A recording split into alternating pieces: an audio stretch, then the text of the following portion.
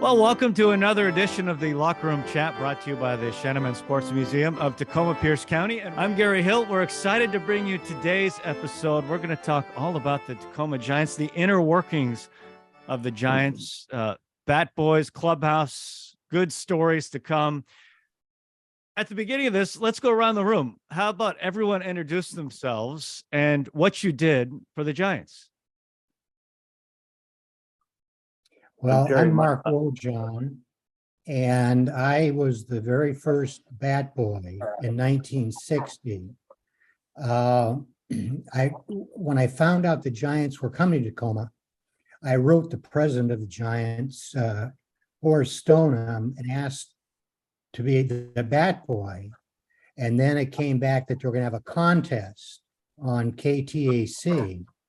25 words or less why you want to be the Tacoma Bat Boy. And I kind of wrote that and I won the contest. And so I was the very first Giants Bat Boy in 1960. And I think I followed Mark. I'm Terry Heisenberg, and I was the Bat Boy in 62. And actually I had called Mark and asked him, prior to making my written essay, I called Mark and said, Mark, what did you write that helped you to win this contest? And he was, at that time, Mark and my brother were playing football together at Lincoln. And so he gave me all kinds of good information. But I was the bat boy in 62. I was the ball boy in 63. And I was the clubhouse boy in 64. So I was there 3 seasons.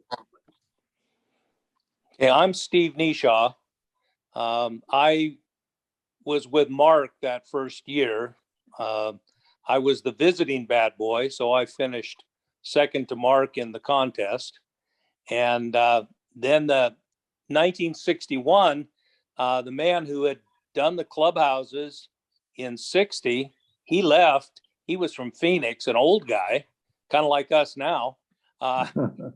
He was an older guy who went back to Phoenix. I don't even remember his name. But Mark and I became the 2 clubhouse managers.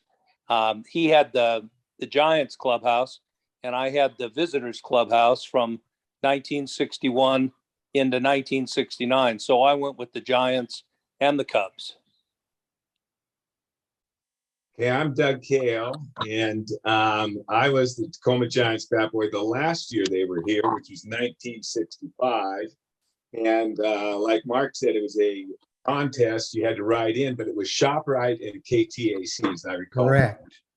And my mom was real good at keeping a scrapbook and all. And I have the scrapbook next to me. It shows, what you wrote in their forms. Oh, wow.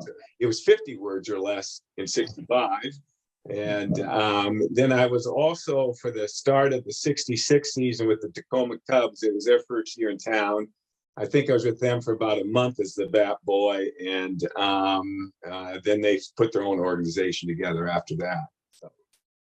One thing that none of you mentioned is that, at least for Mark and me, after we wrote the essays and they narrowed the list, I think, down to 5, we had interviews. We were interviewed, I think, down at the Winthrop Hotel. Right. Don Hill and some others were in the room, and I guess Mark and I survived the ordeal to get the 2 bat boy positions. One other interesting thing, he's not with us today, but Jerry Hicks was the first ball boy, and that was just on his own doing. He came to the first couple of ball games, and he saw Mark and me having to run down the baseballs as well as being bat boys. And he went in, and I guess he talked to Rosie Ryan or somebody, and he became the first ball boy. He did that for 61 and 62. And then I think after Mark left the clubhouse job, I think Jerry did that for a year or so. Very good. Yeah. Right. So, he was the first ball boy, along with Mark and me being the bat boys. And he was a player's favorite. Jerry liked everybody, and the guys all liked Jerry. Yeah, he was a real go-getter, and yeah, he was there when I got there as well. And I took over for him as being the ball boy. The only difference is that Jerry was fast and skillful, and I was tall and slow. And so when the ball would come off the screen, Jerry was right there. I mean, Yeah. no problem. With me, I was trying to hoof it and get over there. And one time I almost went through a visiting player who was warming up, swinging a few bats, getting ready to come on deck, or he was on deck. And when I got back on the Giants side, Leo Hughes, who was our Right. boss, Leo said to me, he said, Terry, you may not want to run through the batter's box there when you're going for a foul ball. You kind of, that doesn't work real well. I said, oh, okay, yeah, that's fine. What do you guys remember about those early days? Because the Giants were brand new in 1960, Cheney Stadium, the whole thing. What do you remember about those early years of Tacoma baseball? Well, I remember to start the season, brand new stadium, brand new ball club, and it rained like crazy. And they brought a helicopter in because they wanted the game to go on. They brought a helicopter in from Fort Lewis to fly over the field and kind of dry it out. And it was a beautiful ballpark. Dan Hansen, Gene Hansen, the groundskeeper, he just did a beautiful job. Matter of fact, his son, Dan, was the first clubhouse manager for the Giants, their first year in 1960.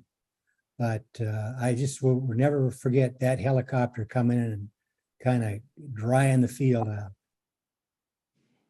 Then it was play ball. And I think, Gary, when you have to go back to those times, you go back to the 60s, early 60s like that, there was no Seattle Mariners. There wasn't the Seattle Seahawks. The closest major league team to any of us was San Francisco. And so when Tacoma got a AAA team, that was a big deal for Tacoma. But there was a Pacific Coast League team in Seattle still. The Rainiers were there the first few years that we were in Tacoma. So we had somebody else, and then there was the Vancouver Canucks. One of the things I remember, Mark and I, one of our treats, if you will, for being the Bad Boys, we got to go on a road trip to Vancouver. It was actually the first time I'd ever been in Canada, living as close as that, but it was the first time. Leo Hughes, who Terry mentioned, who was the trainer, he sort of was in charge of us, but that was one of my great memories, was getting to travel with the team. It was just probably 3 or 4 days, but it was a wonderful experience for a couple of 13-year-olds, high school freshmen. Mark and I actually went through high school together. He was at Lincoln, I was at Bellarmine. We played football against each other all 4 years in high school. I didn't know that. I'll tell you the trip, that was a memorable trip, and we took the bus and we stayed on English Bay in a hotel, and it had ivy all over it. And it was just like, boy, Steve and I have hit the big time because that was so good. As he said, we were so young. We made the trip to Tim Bannon was the visiting team bat boy when I was there, and Tim and I, roomed together. We made the same trip to Vancouver that you just mentioned. I remember we going across the border. Then the foreign players, the players from the Latin American countries, they had a problem getting across. They were the ones they wanted to check the passports for and everything else. The rest of us, they didn't bother. Yeah. Well, actually, back in those days, we didn't even have passports. That's right. Passports weren't required for American citizens to go into Canada. Right. Describe what your job was. What did you do? Well, as the bat boy for the Giants, we were to make sure that all the bats were out, the helmets were out to start the game. kind of, picked up on the bench, and then during the game, obviously handled the equipment. And then after the game, I remember shining shoes. And, in April, May, because it's so wet around in the Northwest, we would polish the shoes, 25, 30 sets of shoes with liquid black shoe polish. And then when it dried out, then we would polish with, paste polish and then the brush buffer, and then make sure the balls are out to the umpires, and just picking up around the field. And then during batting practice, we'd get to go out and shag fly balls with the guys, and that was always a great thing. And watching them play, they would do fungos with the in their bats. They'd play what do you call that, Steve? And they'd pitch the ball, and they had a line of players, and the guy'd hit the ball, and they'd flip it down the line with their mitts. Oh, I know what you're talking about. Pepper? And, I can't even like remember pepper, the name. yeah. Pepper. Yeah. Pepper. Okay. Pepper, yeah. And I did the same thing that Mark is talking about, working with the visiting team, making sure that the bats and the catching equipment and other things got out into the dugout. And then I remember, one of us would take balls, or one of the clubhouse guys would take balls to the umpires, and they'd rub up the balls with dirt that they got out of the infield. They'd scuff them up a little bit so they weren't, clean white baseballs. That was one of the other things that we did. And then just sort of helped however the clubhouse people or the players needed. We were too young to be able to run errands for them with cars, at least at that point, but anything around the ballpark we used to do. I remember going to get food for them from the concession stands. Correct. Coming back with a box full of hot dogs and other stuff for them to have before the ball game. And it's interesting because back then, it's not like today. They basically had the trainer who took care of everything within the clubhouse, was a traveling secretary, doled out the money to the players when they went on the road.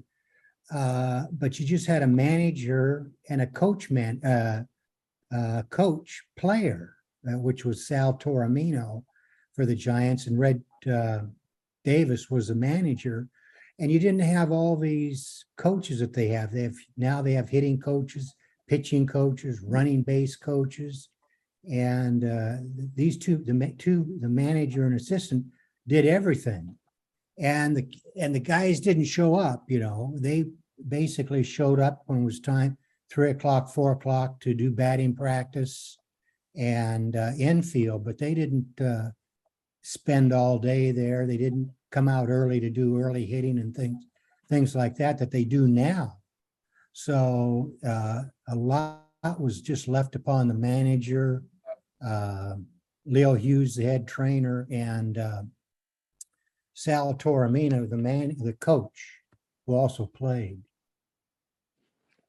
The first, talking about being a bat boy and what's your job, and you're trying to figure it out on the first day. And Leo's given kind of a quick overview of things to do, and you kind of pick it up as you go. But on the day of the very first game, on my very first day there, right before the game was going to start, I think it started at 7 o'clock or something like that.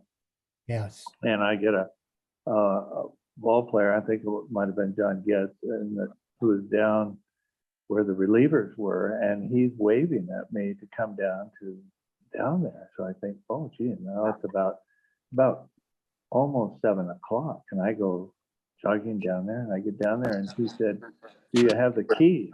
And I said, "What?" He said, "Do you have the key?" And I said, "What key is that?" He said, "Well, haven't you been out to the scoreboard yet?" I said, "No." And he said, "You got to go out and get the key to the flagpole because you're going to need that right away. So you need to go out there." And of course, the idea was that I would go out there and they would start the national anthem and I would be trapped by myself out in center field. But I thought the key to the flagpole, this can't be. So fortunately I went back to the dugout and Leo was there and he said, what do they want? He said, they want me to go get the key to the flagpole. He said, thank God you didn't go do that. All right. So that was my introduction to the bullpen, and the annex of the bullpen, which were always fun. One of the things that I remember that was also a thrill for me is I got to work with the visiting team. So I had a different group every 3 or 4 days. But when the visitors were not up to bat, I got to sit in the dugout with them. And it was great to hear them talk about different things going on in their lives and in the ball games and that, and just to kind of enjoy the ability of for a 13-year-old to be able to hear these 21 to 25 or older guys. One of the things that was different in minor league baseball back then is that the AAA teams weren't just kids coming up. It was players coming down. That first year with Tacoma, there was Dusty Rhodes and Danny O'Connell and other guys who had wonderful big league careers and were hanging on for another year or two and still getting to play baseball. So it was a wonderful opportunity to get to meet some people that we'd been watching in games for years in the 50s when, we were able to watch baseball games on Saturday afternoons. You make such a great point about the Giants in those days, because you look back and it's pretty incredible, the players that came through Tacoma in that era. Who are some of the players that really stick out when you think about your time? Well, go ahead. Go ahead. No, go ahead, Mark. In 1960 and then going into 1961, you had the kids that were going up to the major leagues like Tom Haller, Jose Bacon, who was a shortstop. Eddie Fisher was a pitcher. I think he went to the Giants. Ron Herbel. I can't remember all of them. It was amazing. Juan Marichal. Juan Marichal. Oh my gosh, Juan Marichal. And high kick. Yeah, and Gaylord Perry was kind of in and out. Gaylord Perry, yep. There were several players who came through. You mentioned Jose Pagan, but again, some of the guys who were on the way down, Raymond Zant, who was a relief pitcher, and Dusty Rhodes. Correct. In the outfield, and Danny O'Connell at second base. And I loved watching him play. He was such a smart baseball player. And I think he was almost like a coach on the field, helping the younger kids. Pagan at shortstop, and then in the next year, Gil Garrido and some of those guys who were pretty good players. It was interesting to me. One of the guys I remember was Jose Cardinal. A little bit later, maybe 63, 64. One of my memories of him, and I guess I can say it here, it's probably not going to cause any blowback. He got really angry at Ed Honeywell, who was the official scorekeeper, and he had called an error on a ball that Pagan thought, or Cardinal thought should have been a base hit. And he got so angry, he ran out of the clubhouse looking for Honeywell, and he stopped at a drinking fountain right outside the clubhouse, and he tore it off the wall. He was a little guy, but he had enough strength that he literally pulled that porcelain drinking fountain off of the wall. It was interesting to watch the ways that the players reacted to different situations, because a lot of them, they were trying to make their way to the bigs, and they had to perform at the AA level to be able to do that. And if things went wrong, they were sometimes very unhappy. And I remember that incident really well, Steve. And that was a tough day. And as you recall, Ed Honeywell wasn't invited back to that clubhouse for quite a long time because not only was Jose upset, but then the other players got upset. I remember Bill Hands took real exception with the article that had been written. And one of the things that happened is Gaylord came back in '62. It was his last year to come back. He had been there, I think, in '61 with you guys. And then turns out I was in the backyard with my dad. We were doing something around the backyard. I don't know. But anyway, we had Don Hill on the radio, which everyone listened to all the time. And Don mentioned that Gaylord was going to be coming back to Tacoma. He was the last person from San Francisco who had been cut. So they were going to send him down for one more year to get that kind of experience. And I said to my dad, I said, well, we had a little apartment, a little mother-in-law kind of apartment attached to our house. And I said, hey, what do you think if I asked Gaylord since he's arriving today and everyone was already playing, I said, what if I ask him if he's looking for a place to live, maybe he could live there? And my dad kind of laughed and he said, yeah, go ahead, ask him. So when Gaylord arrived at the ballpark, I went over and introduced myself and said, if you're looking for a place to rent, we have a place. And he and his wife, Blanche, who was pregnant at the time with their first child, came over the next day and looked at this tiny little place that we shared the backyard and the laundry room and everything. He said, we'll take it. And which was a big surprise and delightful because every day I got a ride to the ballpark with Gaylord. And then we would get to the ballpark and we would go out on third base and he'd have somebody hit his ground ball and we'd play for soda pop. And I don't know, what were we earning at that time, like $1.25 or something for being a bat boy. And the first day he won the soda pop because he had fewer errors, of course, than I did. And we played every day, and he won the soda pop every single day for the rest of the season from me. You know, it's interesting you talk about Gaylord Perry. My aunt and cousins are from North Carolina, and they lived in the same town with Gaylord, and my cousins babysat for his kids in North Carolina. Right? Yeah. I didn't learn this till later, you know. But Gaylord was a great guy. We actually went up and saw him pitch his 300th win with the Mariners. Yeah. When he did it. But he was a great guy. Great guy. Great person. Hey, Mark, I was in the Kingdom. I lived in Missouri at that time, where I still live. But we were back home visiting family, and my wife and two oldest kids, we were in the stands that night when Gaylord pitched his 300th victory. Oh. I still have the ticket stub, and there was a certificate that the team, the Mariners, gave out that corresponded with that date and that achievement on Gaylord Perry's part. He was a great guy. He was he was one of the good ones.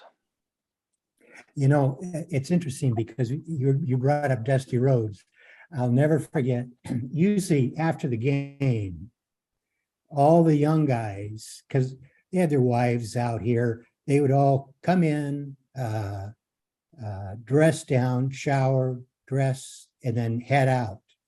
And the old timers would sit around. There was sit around the table in the clubhouse. Probably you all saw it.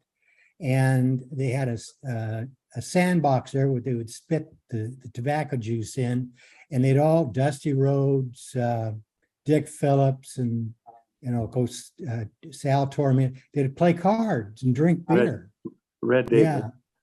Yeah. Did Red play cards too? Oh yeah. I always remember Red sitting in front of his locker.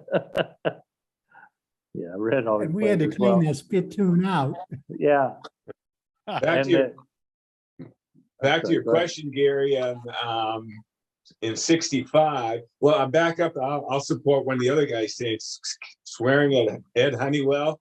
Dick Yeah. Dietz did that one night. He came to the end of the dugout because they'd given him an air, and he just screamed just the foul language. Of course, the women are looking down at him, but he's screaming up at Ed Honeywell in the scorer's box. But in '65, the guys, I thought all of them was a 13-year-old kid. All of them belonged in the majors, but the ones that went on to major league careers there were Dick Dietz and Randy Hundley, Ollie Brown, Tito Fuentes, and Bill Hands. All ended up with long major league careers from the '65 team.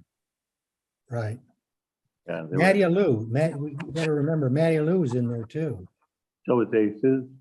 Yeah.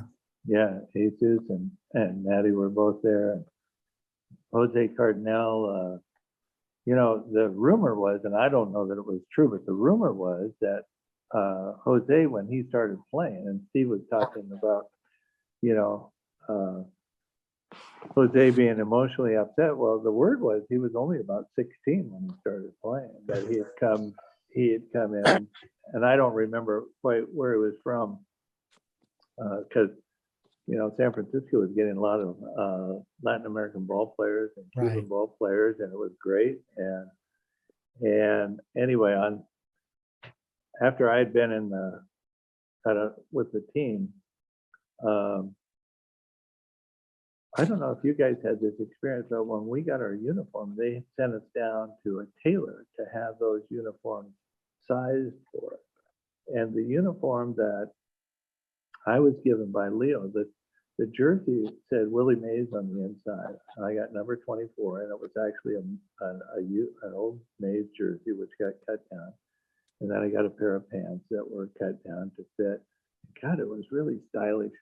And Jose came over to me after I'd been there for a couple of days, and he said, those pants really look good. And I said, well, thanks. Yeah, appreciate it.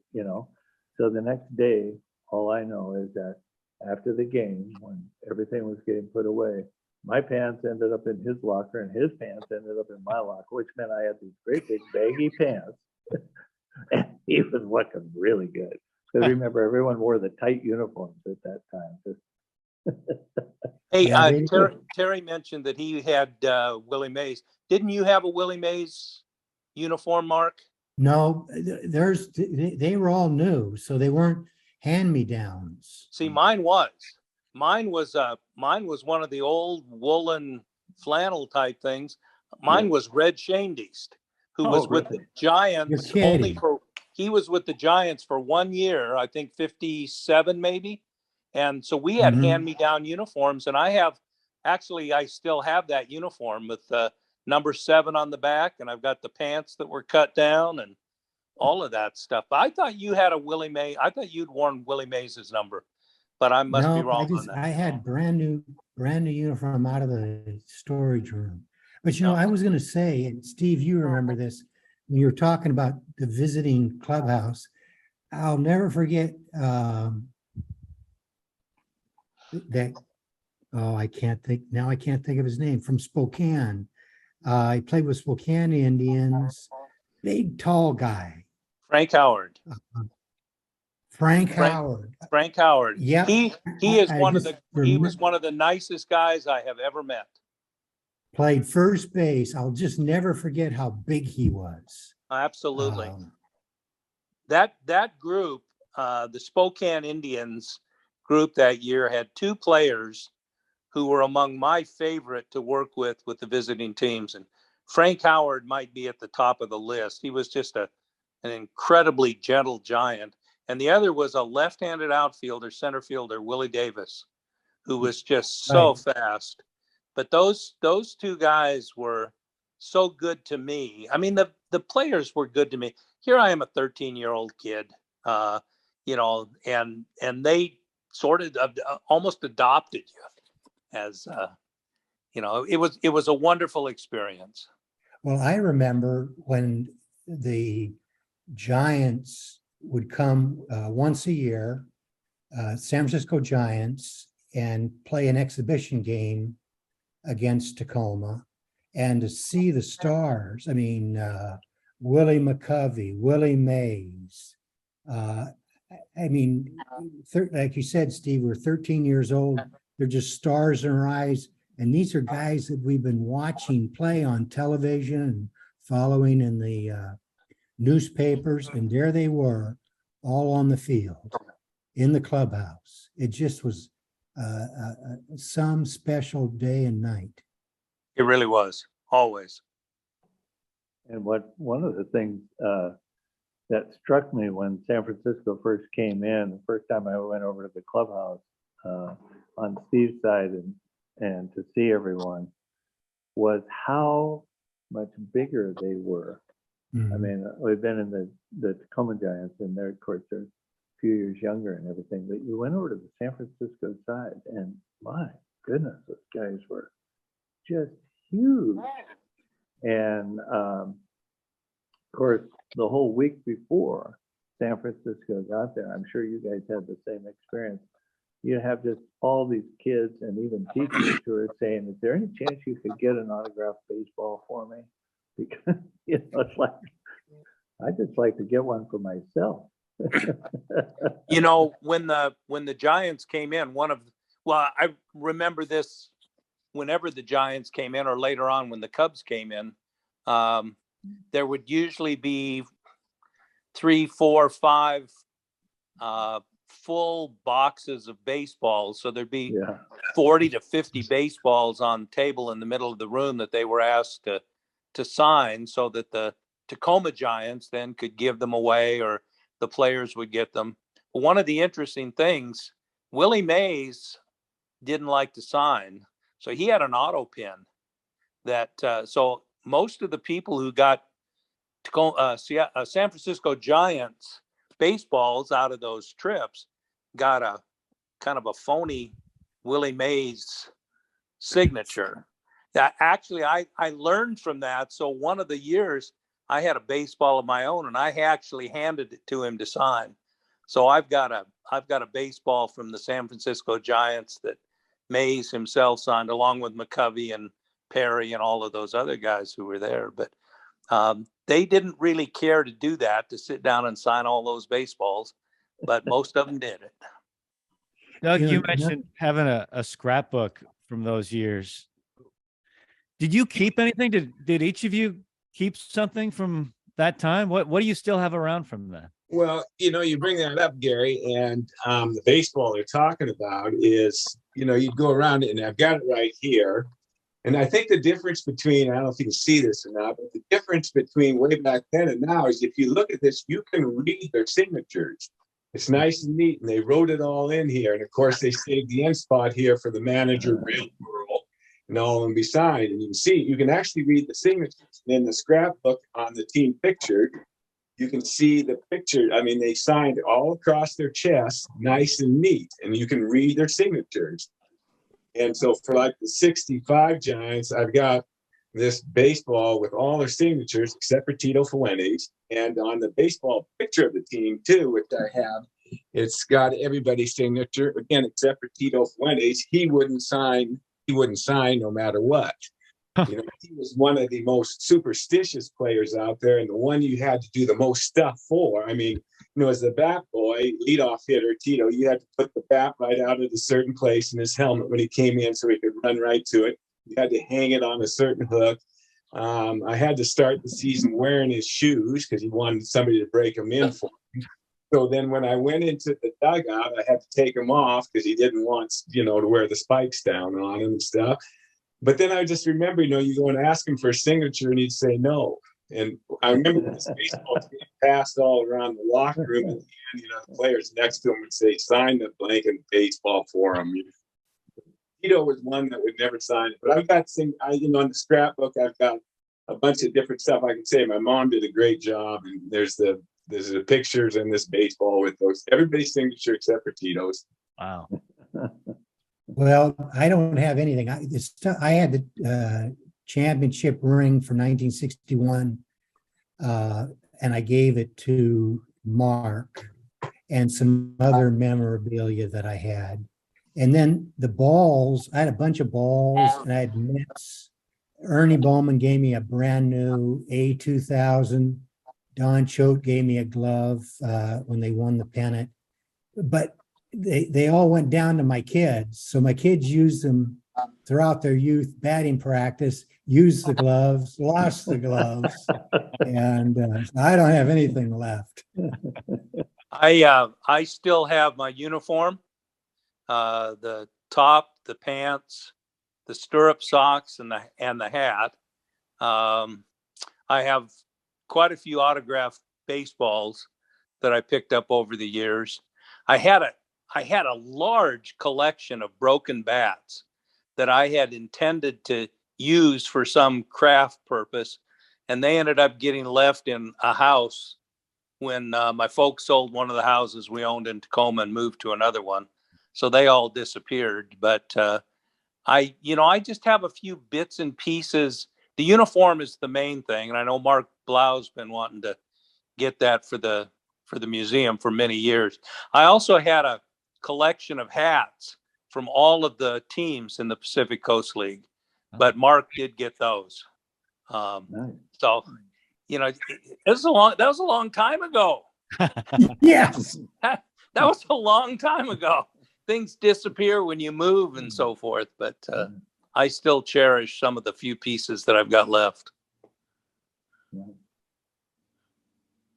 Doug, you've opened the door here. I got to know. I mean, wearing Tito Fuentes shoes to break them in, I got to know from each of you the most unusual request, the strangest request. I got to know what are we talking about here? Well, it's interesting. Guys mentioned that. I don't know if it was just the times or whatever, but you look at everybody on the camera here. Our coaches and our teachers and our parents. The ones that we looked up to. They came through the Depression and World War II, and and they grew up tough and stuff. And so you talk about these guys were pretty hardened people, and I just remember them. Yelling and screaming was a way to communicate. And so I don't know about the rest of you guys, but I don't think only maybe one or two players ever called me my name. They used to just say, "Hey, bat boy, do this. Hey, bat boy, do that," and stuff. But they were good guys. It's just like they say, they may tell you, hey, bat boy, go get this, in front of everybody. When you ran and got it and gave it back to them, they looked at you and say, "Thank you," and stuff. So, I think we were all used to coaches that if they were coaching today, they'd have to go to anger management training because, screaming and yelling was just a way of life. And these players, to me, acted the same way a lot of times. They were, they're pretty hardened guys, but, good guys too. Never mean-spirited or anything. But I don't know, did they know you guys' name? They always just call me Bat Boy. Well, I remember a time, and it wasn't being shouted at, but I was polishing shoes. I told you that, and it was the wet weather, and I came in. I was polishing a pair of John Weekleys. He was the second year of the Giants, and I was polishing him, and he had this beautiful brand new pair of brogue shoes. Probably to me, it was probably a $250 pair of shoes. I'd never seen anything like it.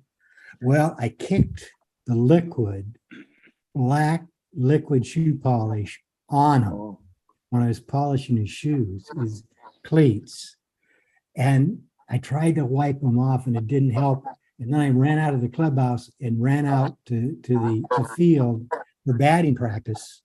And a while later, John comes trotting out and kind of looks at me, and I just start to cry. I said, "Oh, John, I'm so sorry." And he was the nicest guy about it, Yeah, I thought there was so many great guys. Just really gentlemen. Bob Garibaldi comes to mind right away. He was such a gentleman and a great athlete. Asus Alou was a great guy, and just lots and lots of guys. One of the oddest things that happened was that for me was Don Geely was with Red Sox, and he got sent down for he got sent to Tacoma. I think he was still part of the Red Sox organization, but he came to Tacoma to work on his batting. And San Francisco must have purchased him because they sent up the batting coach to work with him for a couple of days. But I had noticed in his locker when he got there, Don Geely lived at, I think the Hyatt was brand new at the airport, and he lived there. And he was like a public relations guy for them, which meant he played golf in the morning, and then he would come to the ballpark in the afternoon. And he was really great looking guy and dressed the part. And in his locker, he was a first baseman, but he had an extra glove. And my first baseman's glove at my high school team was in bad shape. It had really worn out. And I said to him, I said, Don, would you be amenable to selling that glove to me, your extra one? And he said, selling it? Well, I don't know. What would you give me for it? And he's kind of stringing me along. Like Steve said, we're 13-year-old kids. And I said, well, how's $10 for this beautiful rolling glove? And he said, $10. I said, plus I'll shine your street shoes every day for the rest of the season. And he said, okay, that sounds pretty good. And I said, of course, I can't pay you right away. He said, I said, can I pay you on layaway? He said, you're going to buy the glove on layaway? I said, yeah. He said, okay, can you pay me $1 a week? I said, yeah, I think I can do that. And so it took me 10 weeks to get the glove, but I finally got it from him, and he held it for me in his locker. And it was a beautiful glove. That's great.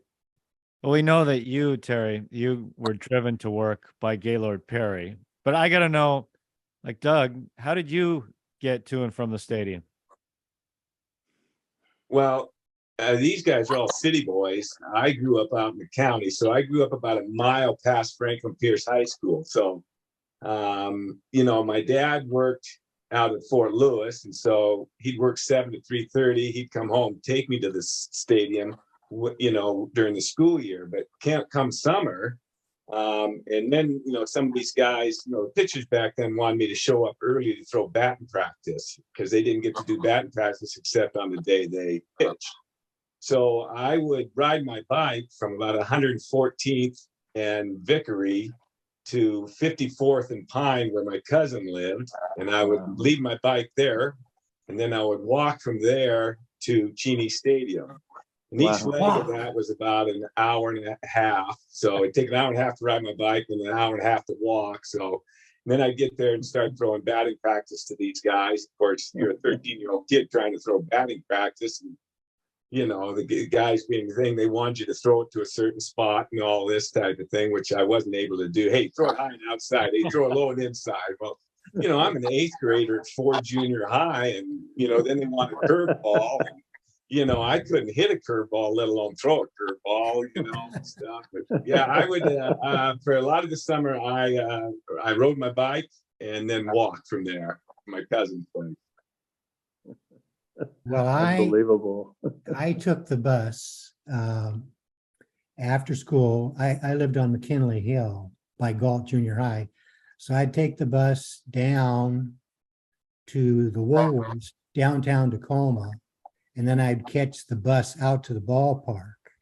And then in the evenings, because the bus didn't run after a certain time, my brother or my dad would come out and pick me up and then bring me home.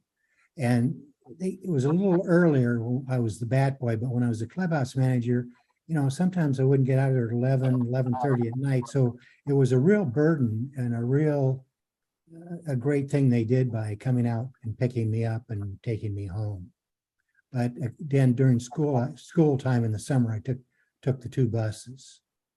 I lived in the north end of Tacoma, not the far north end by Point Defiance, but down closer to the downtown area. My folks gave me rides out to the ballpark, and then would pick me up after my evenings finished. Once I was the clubhouse guy, it had to be probably about the fourth year. I had my driver's license, so at that point I was able to drive myself. But when I was a bat boy, I was dependent on my folks to get me to the ballpark and back again. One of the things that we won, I remember Mark and I did that first year, we got season tickets for our families as part of the compensation. And my folks went to almost every ball game. In fact, I think the second year, my mom actually went to work in the concession stands there at Cheney Stadium. So, she would take me out when she'd go out for getting started to get things ready for the concessions. And then I'd have to get a ride home with somebody after I finished at the ballpark. I got to tell you this, when we were clubhouse managers, Steve had great business acumen. See, we played double headers, if they played a double header, it was on a Sunday. And Steve, because the visitors didn't have anywhere to prepare food or get food, he and his mom would make all these sandwiches for between games, and he made a killing. He was a great opportunist. I always admired him for that. Actually, I think my mom's egg salad sandwich became kind of legendary in the Pacific Coast League. She was pretty good. I remember Sunday mornings we'd lay out several loaves of bread, and it was simple stuff. It was egg salad, tuna fish, bologna and cheese, that sort of stuff. It was pretty simple fare, but they needed something to eat between the ball games. Mark, it's good of you to remember that. My mom I'll never is long gone now. She would be very grateful to your memory on that one. Do you guys have any memories of Don Hill? Yes. Don was just the greatest guy. I always remembered him, would follow him even after in high school, and I in some of the summers when I was working between college. But I shot kind of baldish Don Hill coming into the clubhouse, and in getting his, he would always take somebody out on the bench and sit and interview him. And then when he finished up his, at the end of the game, he'd come down when he'd finished his role, and just a magnificent gentleman, kind, polite, and was well loved by all Tacoma. Yeah, he's the voice of the Tacoma Giants, and you always remember him KTAC. Yeah, he did the interviews and stuff too. But one of the other guys I remember, Gary, was Ben Cheney. He would come to this game, and he had a box seat right at the head of the dugout. So, guys would walk by Ben Cheney and his players would say, "Hey, Mr. Cheney," and this type of thing. His wife sat right there too. So, I'm glad you said it, because he and his wife are very gracious people. And they're most of the games. Yeah, Don was, I don't know. There were years I think that radio of ours was on his show all the time, and it was fabulous. And I remember I had to do, I had several, like all of us, I had several interactions with him. When we took our trip, we didn't go to Vancouver, the Bat Boys, we went to Portland, and Don was there and took me out to dinner and bought me a burger and fries and everything. And he was so, like Mark said, so gracious, just really. And later, I had to do, like we all do, you have to do some kind of career path thing, interview somebody who you think it would be a great job. And I called Don Hill and said, could I come by and interview you? And we spent about 2 hours. He just showed me everything and walked me through things and was he was like that all the time. He was so good to everyone, including bat boys and clubhouse boys and everybody else. You know, people loved to be around him. And then there was what about the Don Hill nights extravaganzas that he would put on? They were pretty fun. Remember those? Radio Appreciation Night. Yeah, that's what it was. Yeah, Radio Appreciation Night. Yeah, right. And the players all you know got involved in it. All the players were involved. I think in '65, I remember it was a bike riding contest. Gil Garrido and Tito Fuentes are racing around the dices on small bikes and falling over. There's a chariot pull where some sort of wagon or something like this, and the guy standing on the wagon, but then the horses were the players, so they were running, pulling the guys. But the big event of the night was the egg throwing contest, and I think they ran out of players because I ended up Randy Hundley's partner, and you know, even a young kid when he looked at Randy Hundley knew he wasn't really, I wasn't going to be his first pick. But it got down to just, you know, you step back on the thing and it was just down to 2 teams left. And I forget who the other 2 were, just me and Randy. Well, then the announcer's doing the drum roll thing stuff. And he tells the other guys to throw and they throw and they break their egg. And then so they're announcing, okay, and Randy's throwing to me. And I remember, you know, he's an old West Virginia boy and with a little bit of a drawl, you know, he just looks over at me, he goes, now you go with it, babe, you go with it. And stuff, and he threw it to me, and I caught it. And I remember it just came around and brought it back up and held it above my head. So we won the contest and stuff. And as I recall, you know, they're giving prizes away at the time, and he ended up getting a set of tires, which was pretty generous compared to what everybody else got.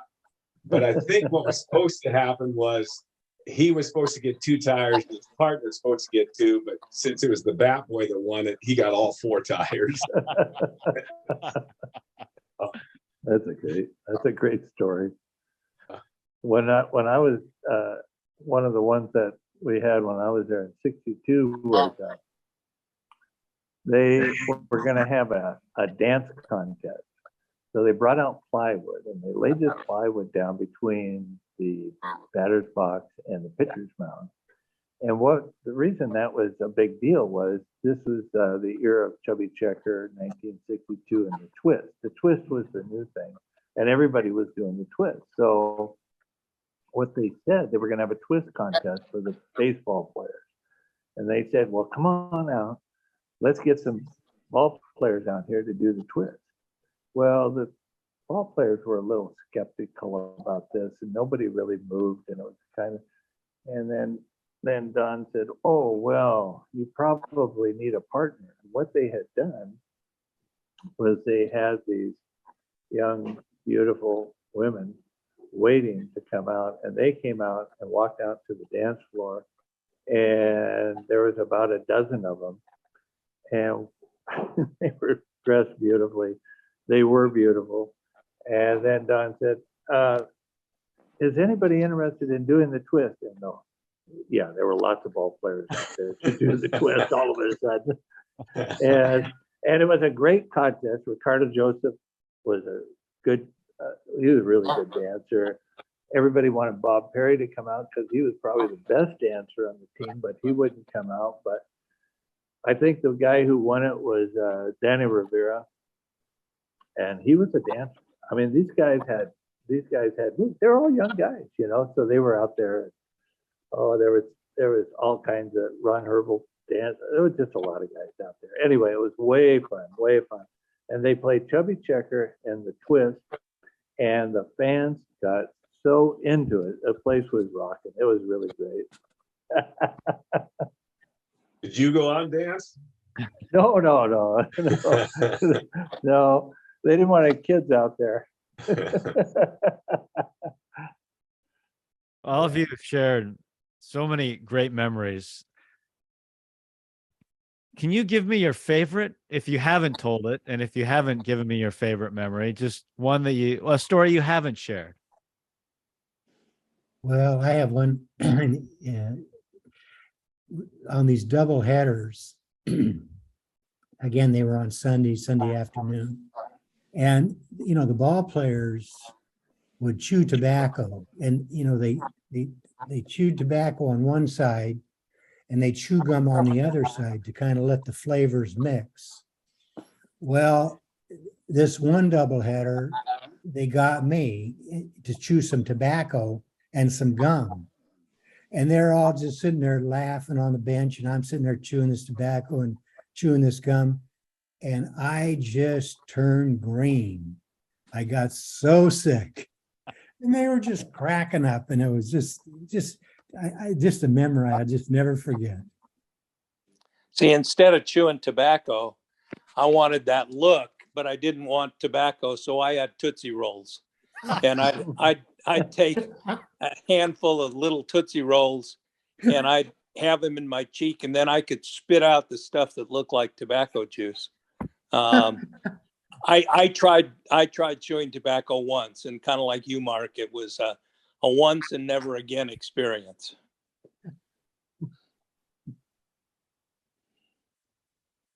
Did any of you guys, when you're getting the balls off the screen, get booed if you missed it? I never had to. Jerry took care of all of that. Yep, same thing. When I was bat boy, Jerry Hicks took care of all of those kinds of things. He was pretty good at that. Yeah. I think Jerry was raised on the hilltop, and he didn't have very much. And I just remembered how good, again, the ball players were to Jerry, and kind of took him under his wing. He was just a special kid. He was a good kid. That first year was really great fun with Mark and Jerry and myself. We were kind of three musketeers types. Right. I know we always helped each other and kind of took care of each other if necessary in that. But it was really fun. That first year was something special for Tacoma, and it was wonderful to be part of it. Yeah. Well, Doug, Steve, Terry, and Mark, this has been so much fun. I've really enjoyed the stories. Thank you for sharing all the time and all the stories. We appreciate it. This has been great. Thank you for hosting us. It's been a fun evening. Mark, it's really good to see you again after all these years. Although you couldn't see me, I guess, but it was good fun. And I remember Mark and I, even after he stopped doing the clubhouse, even if he doesn't remember it, we did play ball against each other for 4 years. I went to Bellarmine and he was at Lincoln, and we always had a good rivalry. So I appreciate it. Yep. So, but it's good to see you guys all again. Take care. Hey, listen, fellas, just a big thanks for your great stories, your great memories. And Steve, just so you know, I ran upstairs and took a picture of the caps, and I texted him to Gary. So he's got him on his phone. This is fabulous. I love it. Oh, it was a nice collection, especially the Hawaii hat, which is yellow, gold. I was just looking at that hat, yellow with the green H. I love that Tacoma cap too. I thought that was a good uniform look Tacoma had. Yeah. They're all in really good condition too. They look great. They were. That was a nice collection that I had put together. I'm glad they found a good home. I know Mark appreciates them very much. What's the SL cap? What? Is that Salt Lake SL? Yes, Salt Lake was in the and there's probably a SD, San Diego. Yeah. Portland, Vancouver, Spokane, of course Tacoma. There were eight teams maybe in the bunch. One of my memories that we didn't talk about the Hawaii thing. I remember listening to Don Hill doing a game from Hawaii one time. Tacoma, if I remember, was behind by 13 runs going into the 9th inning and came back and won the ball game. Huh. I don't know that there'd be a greater comeback in a single inning in the Pacific Coast League history, but that's one of my great memories of Don Hill, just listening to his excitement as the team came back and won that game. Steve, Mark forwarded me the picture of you and the three players, including Marshall. That's an amazing pick. That's one of my favorite mementos. I still cherish that. It's Raymond Zant, Jose Pagan, and Juan Marichal, and this, kind of bright-faced little guy in the middle of the group. But that's a wonderful picture. And in fact, that's actually the only picture I have of me in a Tacoma Giants uniform. But it's a good one. It's a great, but I'm glad I could contribute with the voices. So yeah, we were talking about being envied to be a bat boy for the Tacoma Giants and to be the clubhouse boy and all those jobs. It was the best of the best. That's for sure. Well, I know this was all about the Tacoma Giants, but I will tell you that I have some great stories I could tell about visiting players and visiting teams over the years, including I got a great Lou Piniella story and a great Billy Martin story and lots of those that really didn't have a place tonight, but maybe sometime we can do this again and I'll tell you about some of the other guys, some of the great guys on the other side and some of the real jerks who, people think are wonderful people, but are really far from that in real life. But anyway, that's another story. Now you captured our attention. Oh. Yeah. That always happens at the end of the interview, right? Now we're going to drop this bomb. Well, yeah, I'll tell you a Lou Piniella story because he's got a Northwest connection with the Mariners. He played for the Portland Beavers, and there was one game he made the last out on a strikeout, and he came in. He ran in, and Mark, you all might remember we kept all the bats in garbage cans. Yes. At least we did. Well, Lou Piniella, with one bat, destroyed 3 garbage cans in about 2 minutes.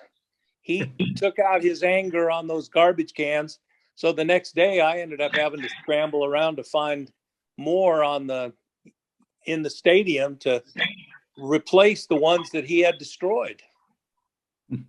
That was the legendary Lou Piniella temper that I got face to face. Just to throw out a name, remember Patkins would come to the ballpark? Oh yeah, the clown. And the Dexter's guy. Yeah, and right. Put on those tricks. Yes.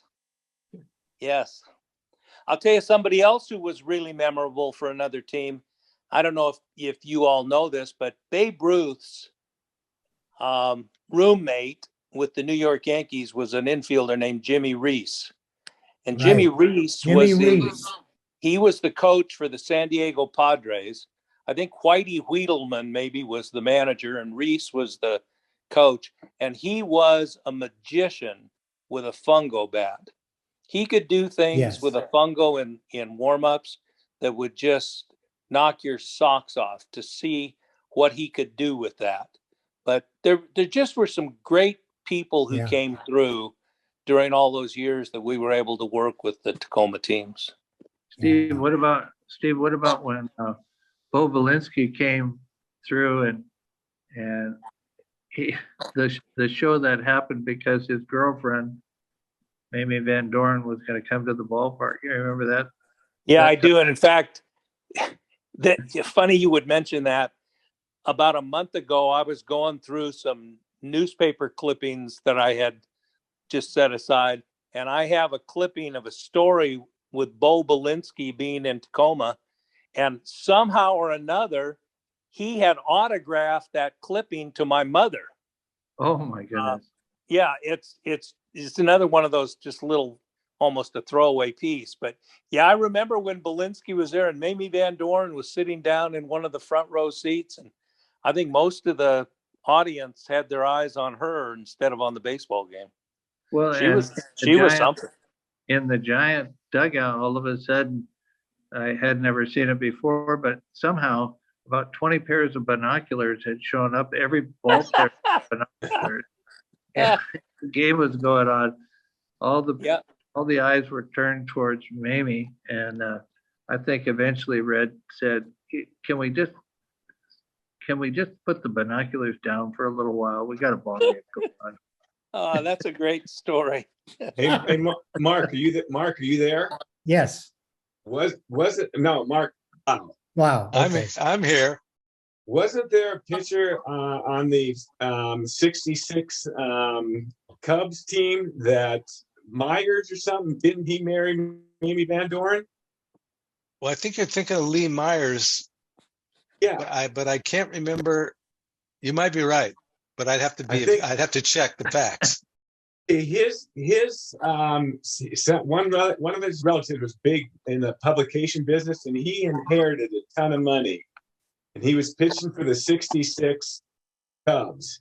And he drove up in his fancy car and all this. And I remember, he's in the locker room, but the ball players are sitting on the bench making fun of him because they're saying, yeah, and he's asking the question, does Mamie Van Doren really love me, or is it my money?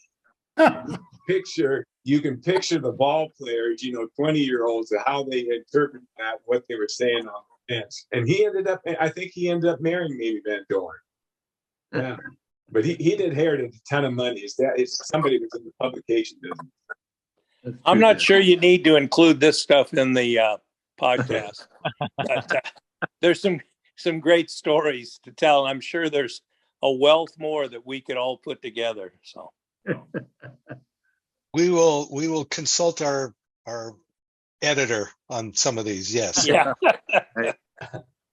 Yeah. Gary, thanks a lot. Mark Blau, thanks. And guys, thanks a million. This was really a fun evening, and I appreciate it very much. And Well, we're lucky to have Gary Hill here. Thank you, Gary. You're so very local much. guy, and making his mark with the Seattle Mariners. It's fun to get Gary here in his off month to join us. So I appreciate it, Gary. Oh, it's Yes, great, Gary, it's thank great you to very meet much. each of you. And the stories were amazing. I love it. Thank you. Thanks for letting me be a part of it. And, bet. and Mark Blau, this is, of course, Gary's another stadium grad. So I'm sure you two have that history. And that was my first teaching assignment, was at stadium. So. Oh, nice. Well, that's pretty much how I twisted his arm, and we've been good Yeah, friends I can since. imagine. But you're good at twisting arms. You've got memorabilia from everyone. And one thing about Mark Blau that we love is that if you say no, it doesn't matter. He'll be calling you back anyway. I will take that as a compliment, backhanded as it is. Absolutely. But Terry's right, because my all-time hero still is Dusty Rhodes. And Dusty Rhodes, yeah. And thanks to Terry, it was a roundabout way, but I do have a Dusty Rhodes bat. So that was exciting. And you should. And yeah, so anyway, but yeah, thanks to all you guys. Appreciate Take it. care.